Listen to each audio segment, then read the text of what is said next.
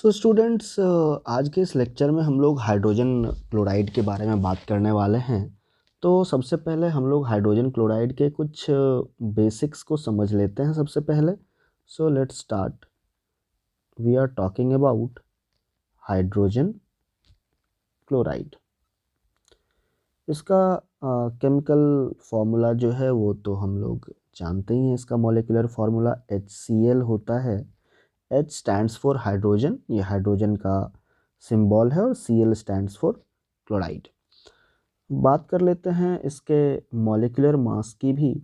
तो जैसा आप जानते हैं, हाइड्रोजन का जो एटॉमिक वेट होता है वो 1 है, और क्लोरीन का जो होता है वो 35.5 है।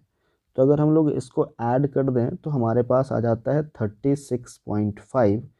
तो ये हो गया हमारे पास HCl यानी कि हाइड्रोजन क्लोराइड का मॉलिक्यूलर मास।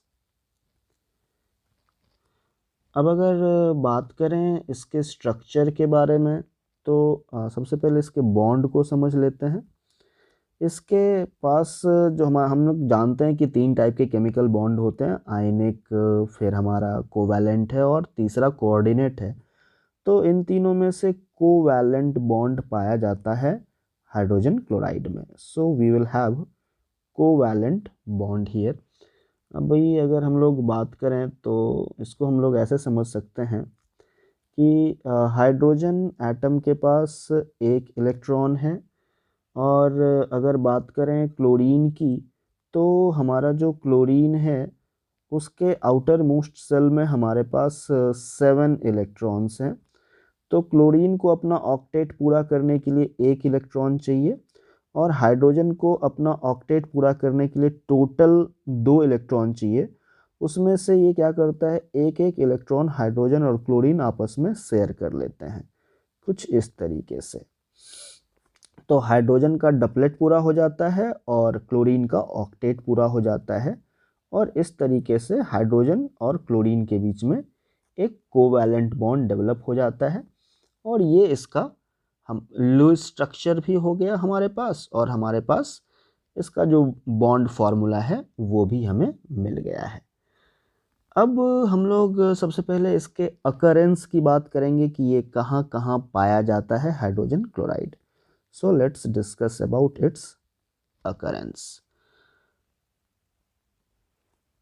सबसे पहले 1648 की बात है, जबकि सबसे पहले ग्लोबर ने इसे प्रिपेयर किया था। सो इन 1648 Glauber has prepared hydrogen chloride. और कैसे प्रिपेयर किया था? बाय हीटिंग और कॉमन सॉल्ट NaCl को हीट करके हाइड्रोजन क्लोराइड बनाया था। By heating NaCl in concentrated sulphuric acid. तो कंसंट्रेटेड सल्फ्यूरिक एसिड में कॉमन सॉल्ट को मिला करके जब हीट किया गया तब हमारे पास हाइड्रोजन क्लोराइड बना था। और ग्लोबर ने 1648 में सबसे पहले इसको बनाया था, और उसने जहाँ तक बात है इसके बाद इसको रीनेम किया गया था, एंड लेवोजियर ने इसका नाम म्यूरिएटिक एसिड रखा था। So that it is interesting to know the history also. So we'll say that Lavoisier has named HCl, the hydrogen chloride,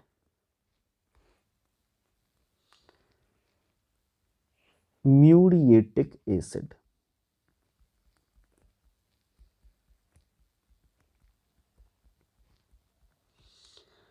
and after Lavoisier जो हमारे डेवी हुए, उन्होंने 1810 में इसका जो नाम है वो हाइड्रोक्लोरिक एसिड रखा था। सो विल टॉक अबाउट 1810, जब डेवी, जो हम्फ्री डेवी हुए थे, has named HCl as hydrochloric acid.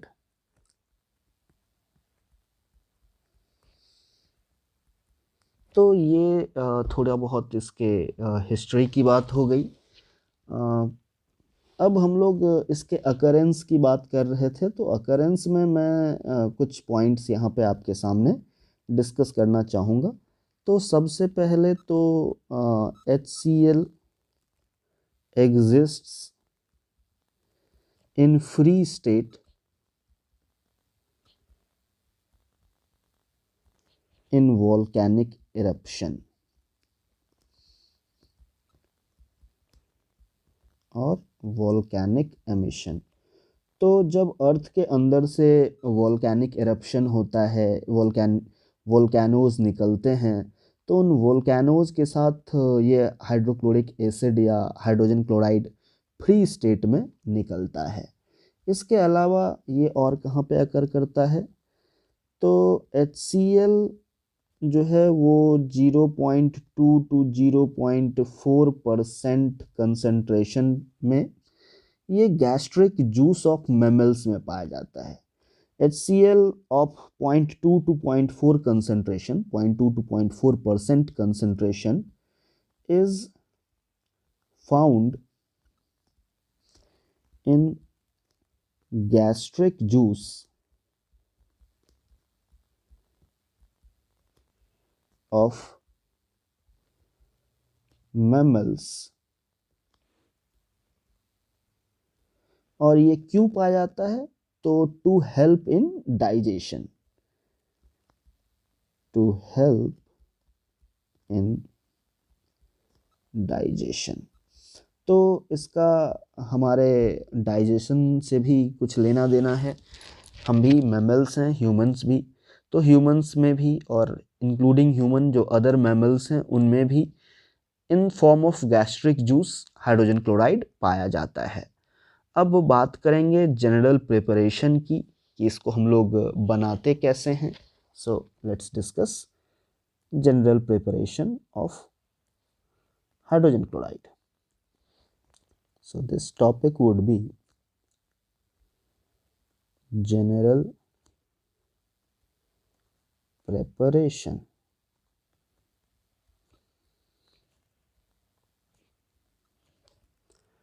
तो सबसे पहला तो है बाइसिंथेसिस।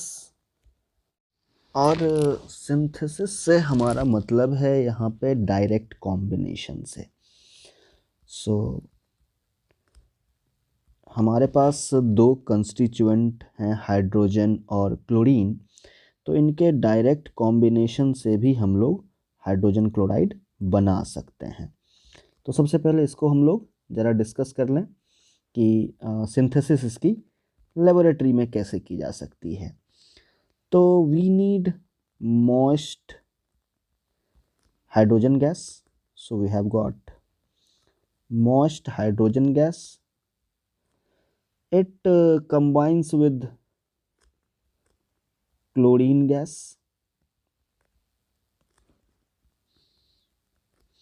and the condition is in presence of diffused sunlight।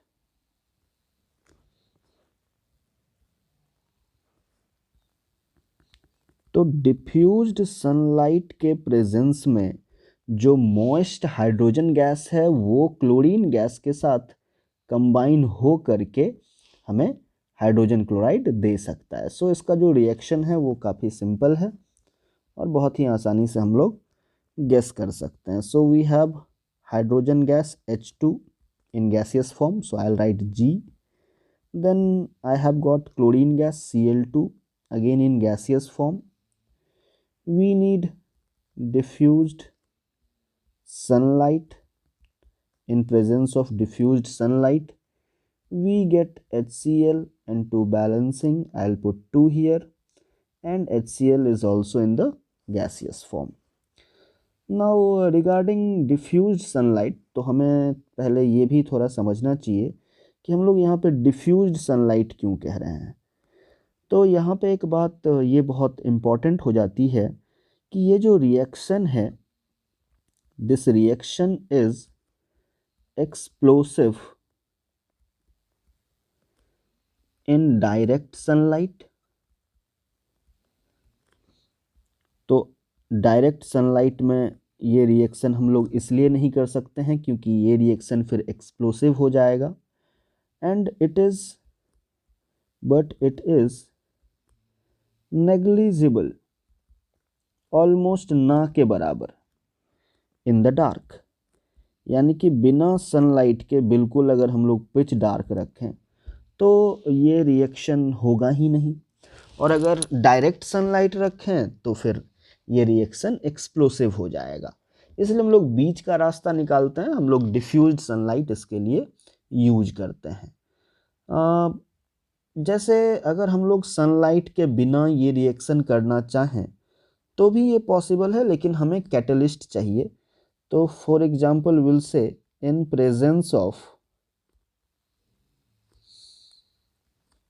catalyst like activated carbon,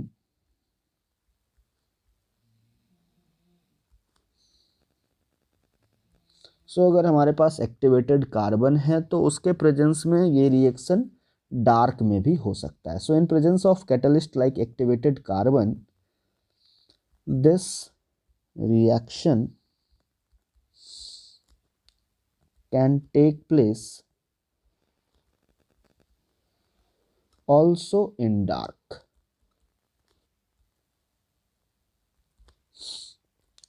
So that is also very important point.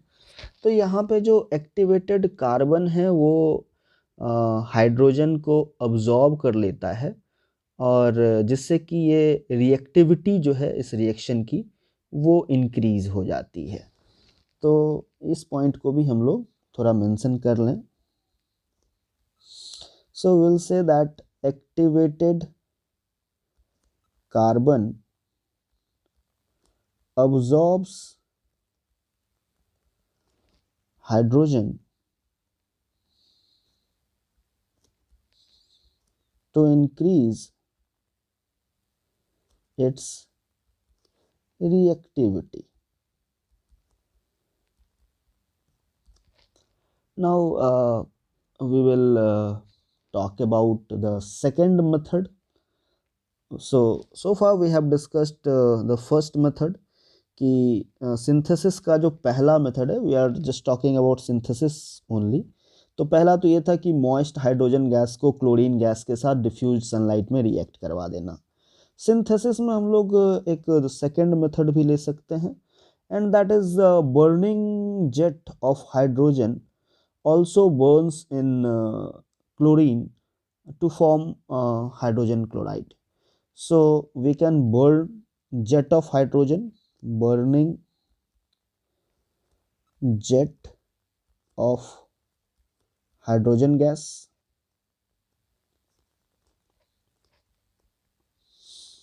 in chlorine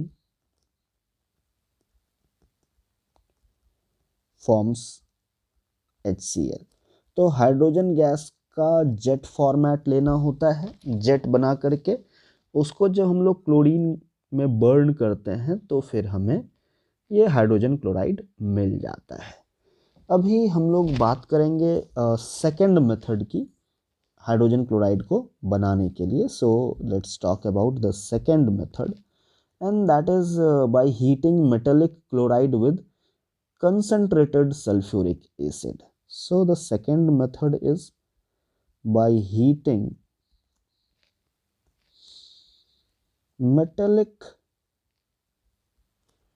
chloride. तो किसी भी मेटल का क्लोराइड लेना है, उसको हीट करना है विद concentrated sulfuric acid. तो कंसंट्रेटेड सल्फ्यूरिक एसिड के साथ किसी भी मेटल के क्लोराइड को हीट करने से हमें HCl मिल सकता है। तो हम लोग इसको भी थोड़ा समझने की कोशिश करते हैं। कुछ एग्जांपल्स लेंगे, जैसे कि सोडियम क्लोराइड है, ये सोडियम मेटल का क्लोराइड है। इसको अगर हम लोग कंसनट्रेटेड H2SO4 के साथ गर्म करते हैं, but temperature should be less than 200 degree centigrade, तो हमें NaHSO4 मिलता है प्लस HCl गैस मिल जाता है। और वहीं अगर हमारा टेम्परेचर 200 से ज़्यादा होता है, let me right the reaction, NaCl plus H2SO4 and the temperature is above 200 degree centigrade, then I'll get Na2SO4 plus HCl gas. For balancing purpose, let's put 2 here and let's put 2 here. तो ये एक reaction हमने देखा। तो सिर्फ sodium ही नहीं, copper का भी ले सकते हैं हम लोग। सो CuCl2 प्लस H2SO4, इसको भी अगर हम लोग हीट करते हैं तो we get CuSO4 plus 2HCl gas. तो ये भी एक तरीका है। अब हम लोग डिस्कस करने वाले हैं laboratory preparation of hydrogen chloride gas. तो HCl को लेबोरेटरी में किस तरीके से हम लोग प्रिपेयर करते हैं, इसको हम लोग स्टडी करने वाले हैं। तो बेसिकली ये जो मेथड है वो वही है कि हम लोग कॉमन सॉल्ट यानी कि सोडियम क्लोराइड को कंसनट्रेटेड सल्फ्यूरिक एसिड के साथ रिएक्ट कराने वाले हैं। तो यहाँ पे हमारा जो रिएक्टेंट हो जाता है, सो let's discuss about the reactant first. तो यहाँ पे हमारा जो रिएक्टेंट हो जाता है वो NaCl यानी कि सोडियम क्लोराइड गैस है, और साथ ही साथ हमारे पास होना चाहिए कंसनट्रेटेड सल्फ्यूरिक एसिड यानी कि H2SO4। अच्छा, प्रोसीजर ये है कि सबसे पहले तो हम लोग अपरेटस को, जैसा कि आप डायग्राम देख रहे हैं, इस डायग्राम के हिसाब से हम लोग अपरेटस को सेट कर लेते हैं। इसके बाद जो हमें स्टेप्स लेने होते हैं, उन स्टेप्स के बारे में हम लोग थोड़ी सी चर्चा करेंगे। So let's discuss about the steps that will have to take to prepare HCl in laboratory. तो सबसे पहले हमें ये करना है कि जो हमारा फ्लास्क है उसमें थोड़ा सा कॉमन सॉल्ट यानी कि NaCl ले लेंगे। So put some common salt in flask. Now ये हमारा स्टेप 1 है कि हम लोग अपने फ्लास्क में थोड़ा सा कॉमन सॉल्ट ले लेते हैं। Now in step 2 we will have to pour some concentrated sulfuric acid through Thishal funnel. So step 2 is pour concentrated sulfuric acid H2SO4 through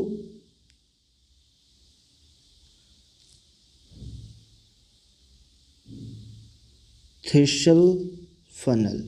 तो हमारा जो थिशल फनल है उससे हमें थोड़ा सा सल्फ्यूरिक एसिड फ्लास्क के अंदर पोर करना है। Now after that the reaction proceed slowly in the cold. और अगर हम लोग इसको मिक्सचर को जेंटली हीट करते हैं तो HCl गैस का जो बबल है वो इवॉल्व होने लगता है, और ये कंट्रोल्ड मैनर में ये इवॉल्व होता है। तो इसका जो रिजल्ट होगा वो हमारे पास ये आएगा कि the reaction takes place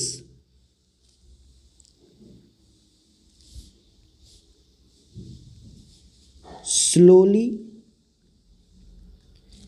in cold and on heating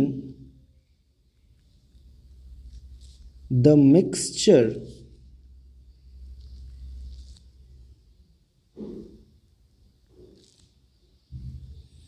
HCl gas is evolved in controlled manner.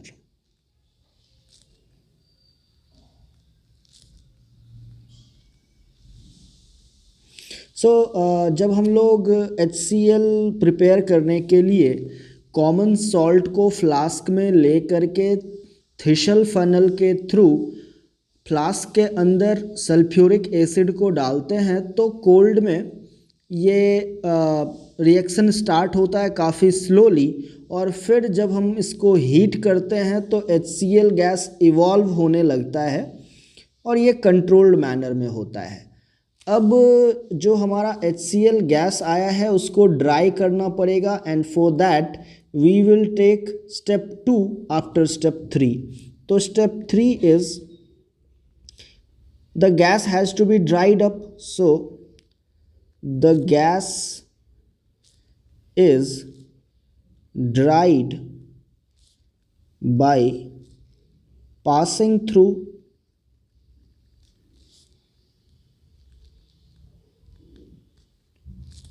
washer बोतल, और इस वाटर बोतल में भी कंसंट्रेटेड सल्फ्यूरिक एसिड ही होता है। So containing concentrated H2SO4. So this gas is dried by passing it through washer bottle, and that washer bottle contains concentrated sulfuric acid. Now finally it is collected by upward displacement of air in a gas jar. So finally HCl gas is collected in a gas jar by upward displacement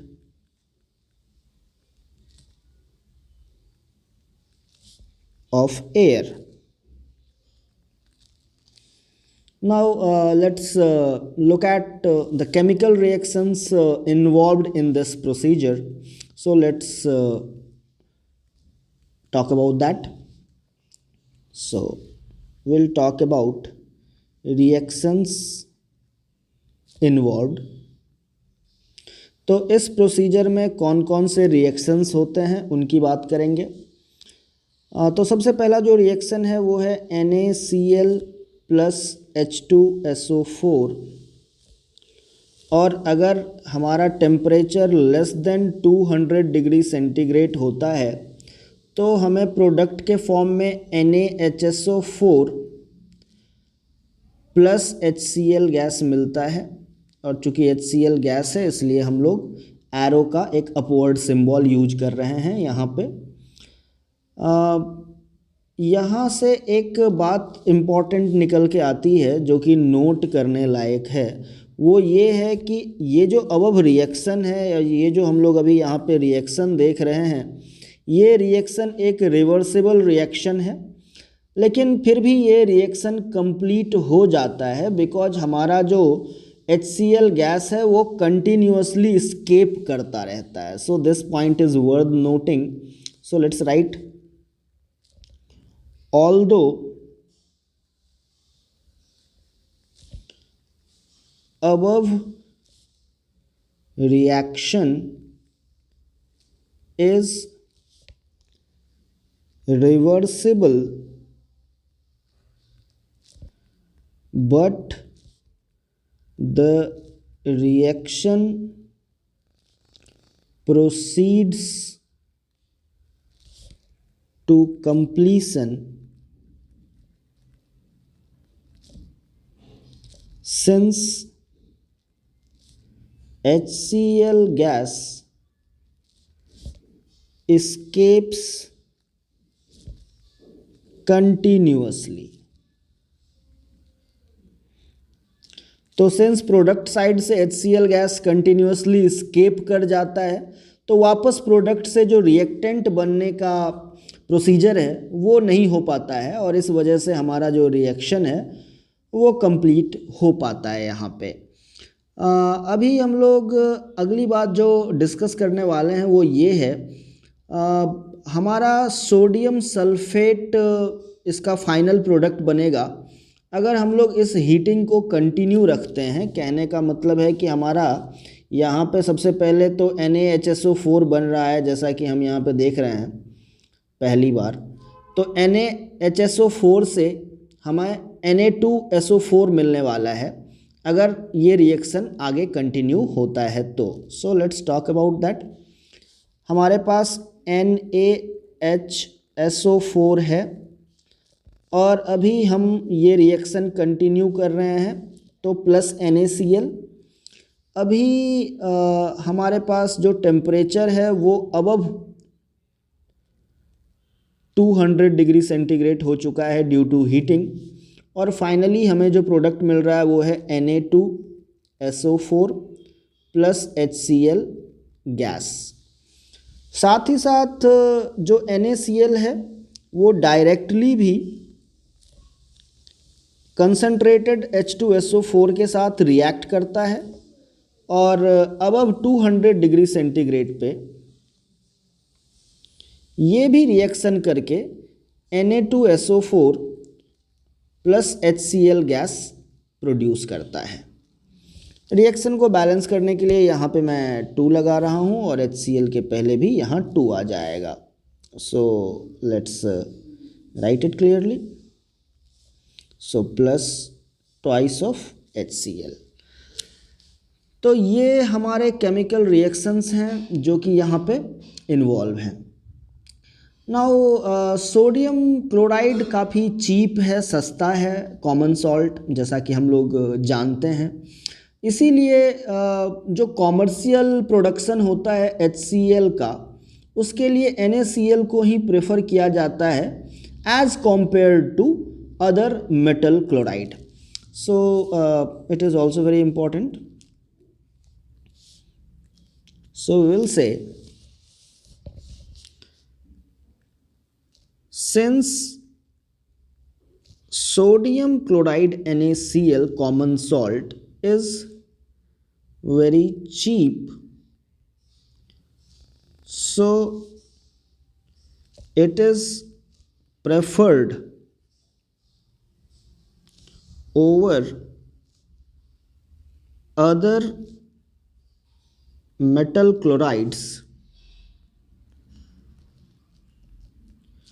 for production of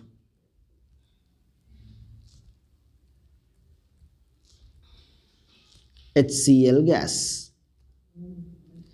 And other thing is concentrated nitric acid इस HCl के preparation में हम लोग use नहीं करते हैं, क्योंकि जो हमारा कंसनट्रेटेड नाइट्रिक एसिड होता है वो वोलेटाइल होता है, और वो अपने साथ साथ हाइड्रोजन क्लोराइड को भी वोलेटाइल बना सकता है। So that is also very important. So will say concentrated nitric acid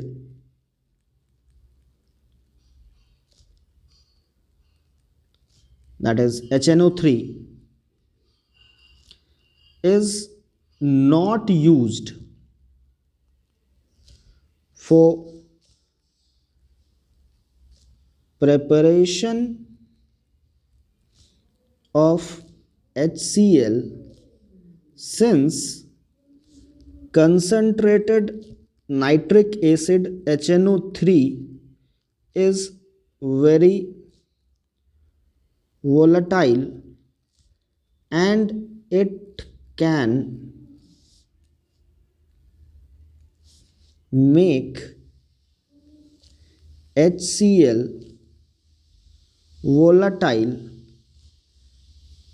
along with it। कहने का मतलब है कि जो कंसनट्रेटेड HNO3 है वो अपने साथ साथ HCl गैस को भी वोलेटाइल बना सकता है, इसीलिए हम लोग कंसनट्रेटेड नाइट्रिक एसिड को यूज नहीं करते हैं for production of hydrochloric gas हम लोग सिंपली यूज करते हैं कंसनट्रेटेड सल्फ्यूरिक एसिड को।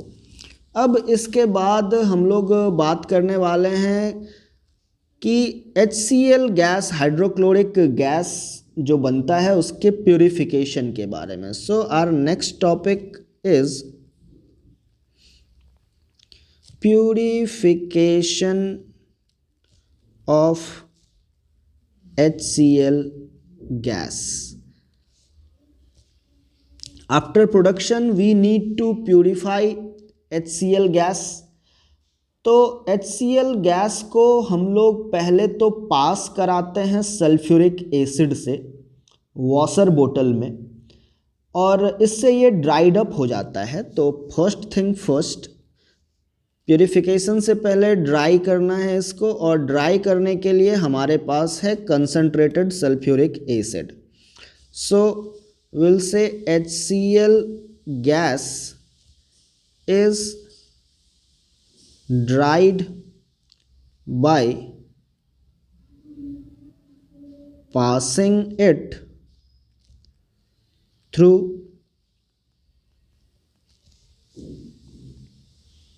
concentrated sulfuric acid H2SO4 in washer bottle. One more important thing is there कि हमारे पास अदर ड्राइंग एजेंट्स भी हैं, जैसे कि फॉस्फोरस पेंटॉक्साइड है या फिर कैल्शियम ऑक्साइड है। इन सब को हम लोग HCl के ड्राइंग पर्पस में यूज नहीं कर सकते हैं।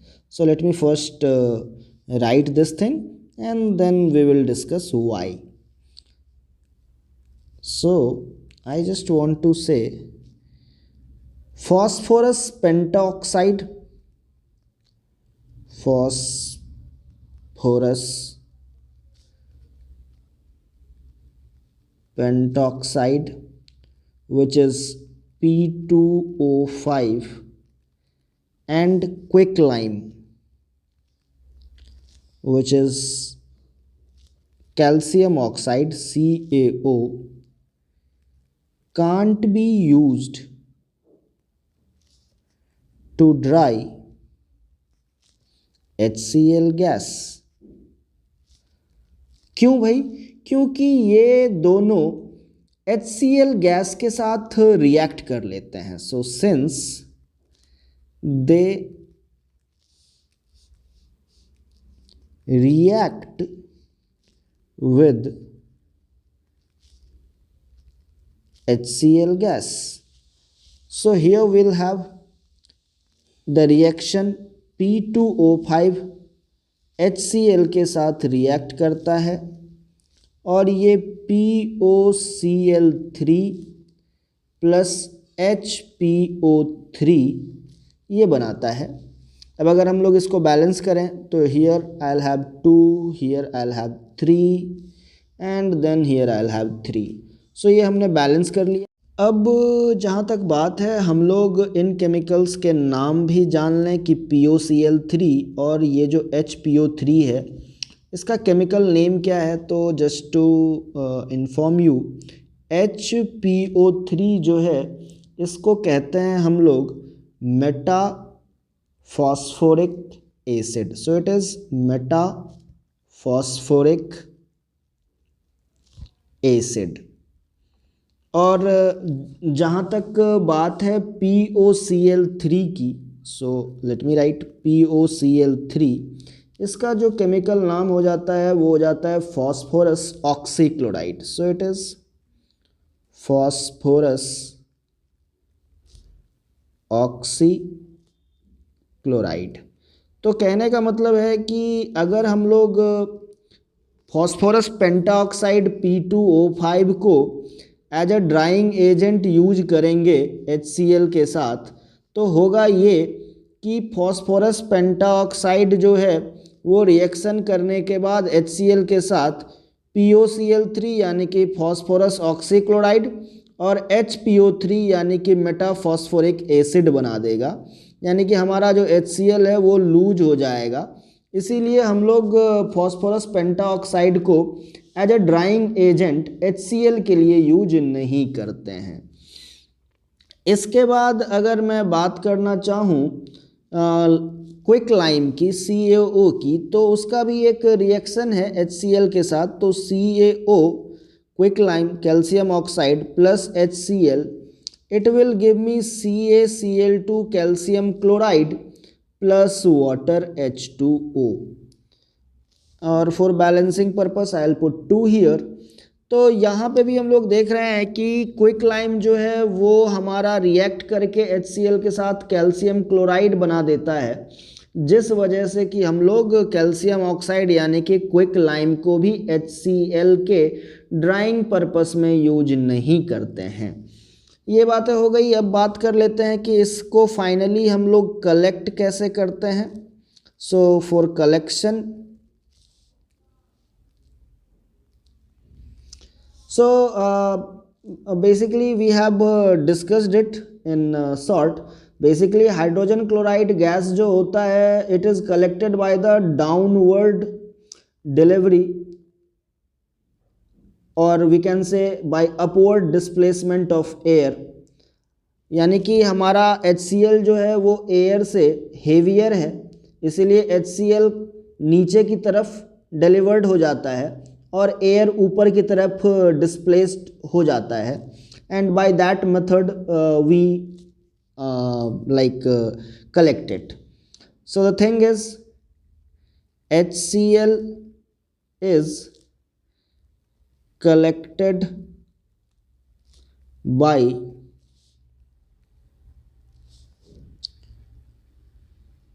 downward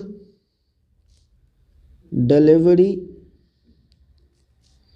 of HCl or upward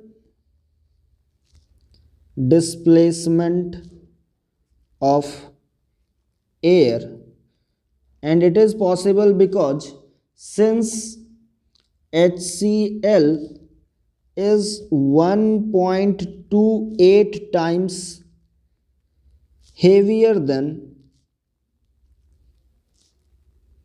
air, तो चूंकि ये एयर से 1.28 टाइम्स हेवियर है, इसीलिए ये बॉटम में डिलीवर्ड हो जाता है, इसका डाउनवर्ड डिलीवरी होता है, और एयर चूंकि हल्का है इसलिए ये अपवर्ड डिस्प्लेस्ड हो जाता है।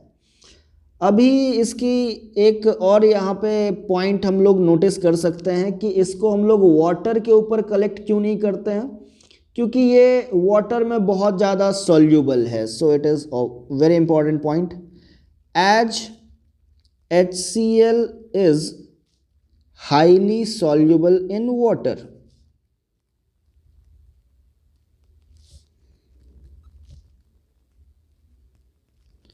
that's why it is not collected over water.